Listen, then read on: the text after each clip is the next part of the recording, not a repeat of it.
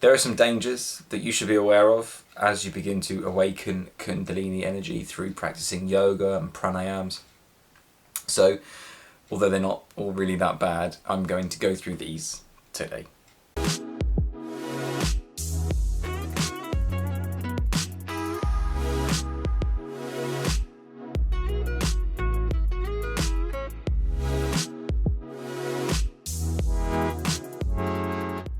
So I want to do this video just so that you are fully prepared to know what it is that you have to sacrifice, I suppose, in order to awaken Kundalini energy. Sometimes Kundalini awakening will happen accidentally, like it did in me. And in those cases, there are certain sacrifices you then have to make if you want your life to be what I would consider a reasonably normal life. The first danger, I suppose, and you'll resonate with this, after a Kundalini awakening is you're likely going to feel like you're going crazy. Not like inside it feels like you're going crazy, but the silence that you've been put into, that feeling silent state that arises in you after the Kundalini is awakened, where you've lost your mind, so to speak, like not in a negative sense, but you're not thinking anymore. You can think, but you're not, that negative ego isn't so much there anymore. It can make you feel like you're going crazy because the negative ego, the self-image, has been dealt a lethal blow, and it's going to start once the ego comes back in, which it likely will because it did for me after the Kundalini awakening. It's going to have been dealt a lethal blow, and it knows it's on the back foot now. So it will jab you in the heart with thoughts like, I'm going crazy, nobody else is going through this, I can't speak about what I'm feeling inside because nobody will understand, I can't go to the doctors because they won't get it. And this is kind of why I make these videos, just to keep you from doing anything silly. Like sometimes we want to speak about the experience that we had. I got lucky, I didn't until now, because I've now assimilated, I suppose, and integrated the experience within me. So now I can speak about it. But at the beginning, that just isn't the case, and we can cause ourselves a lot of pain if we do start speaking about our experience too soon. You're going to find it very difficult to relate now to other people in the world for a while, until you find people that have been through the same experience as you, and that may well take a little bit of time.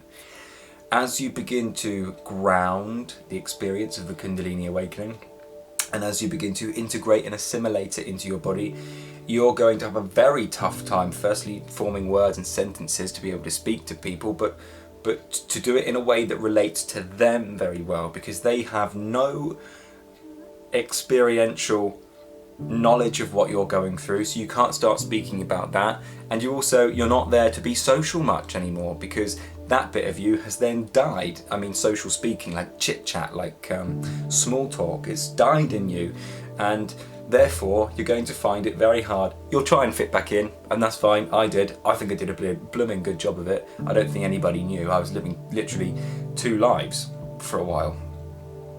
But you may well find yourself doing that. Bear in mind, you don't have to do that, because down below I've opened up an awakening community, an awakening group for people down below if you want to share your experience, if you do feel lost, because you likely will do, because this is the path less walked. You're not going to meet people day to day in person, which is why there's a big surge of this stuff coming out on the internet, and I'm a part of that and you're a part of that. So down below, if you need a support network, and you likely will, that's down there for you. It's free, I'll never charge you. Of course, down below you're more than welcome to join in with the cosmic double breathing process. That's free, you can sign up below. And should you wish, if you're going through the dark night of the soul and you're a little bit frightened about how long it's taking, or whether you're going to be in this pain forever, because I know, I get it, then down below you can join in with the Awakening Accelerator course. It's not free, but it's very cheap in comparison to what I paid for it, and literally how much work I had to do to get a hold of that yogic technology. So your life, moving on. Another danger is that it's going to feel like your life is falling apart. Now the Kundalini experience itself is very, very blissful. But as the bliss subsides and you're back into the real world, shall we say, you might have to take some time out of the world. I had to. It's called Dark Night of the Soul, where you go deep within, and it's usually quite a lonely time, because you have to learn to love yourself. This is one of the sacrifices. Life will, and this is weird how it works, life will start taking friends away from you.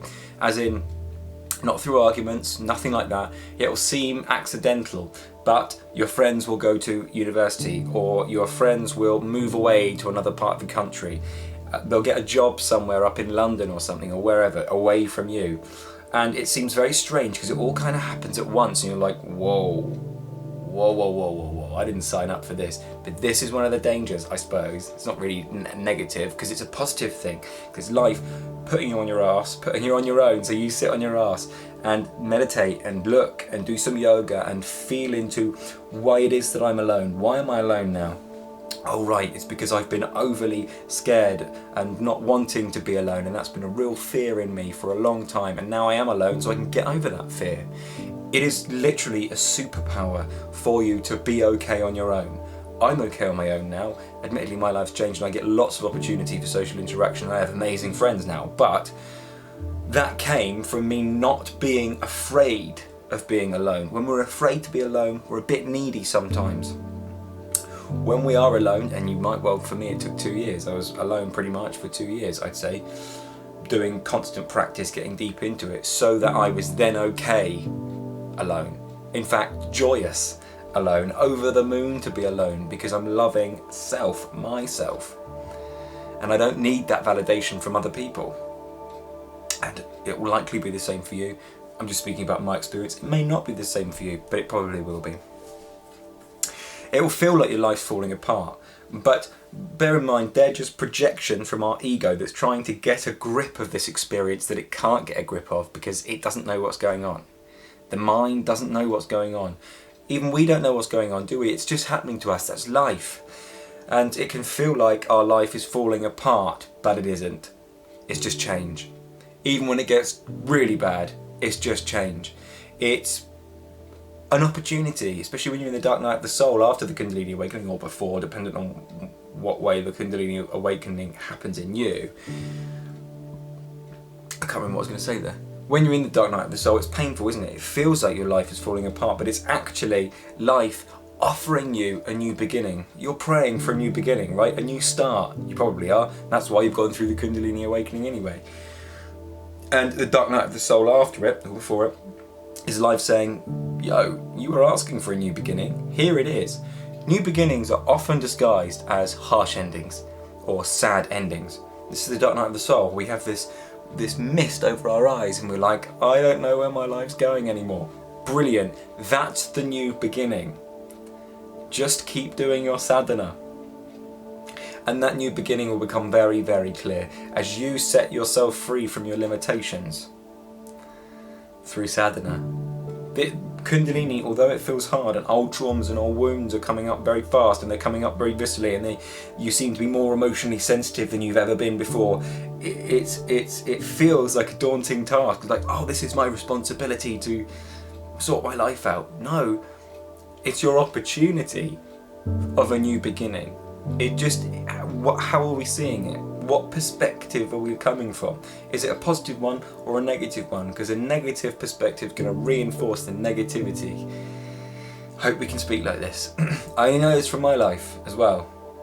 It only changed for me when I started changing my perspective, especially in the dark night of the soul. Come in with a positive attitude, if you can. If you can't, do some sadhana. It will help. It will awaken some bliss inside of you, hopefully. Yes, you're also going to be very exhausted. Once the Kundalini awakens in you, there's a lot of energy. Things are changing. I genuinely believe, I don't know this to be true because there's not been any science done on it, but your DNA is beginning to change, and it's why we start wanting different foods, perhaps healthier foods, perhaps not healthier foods sometimes.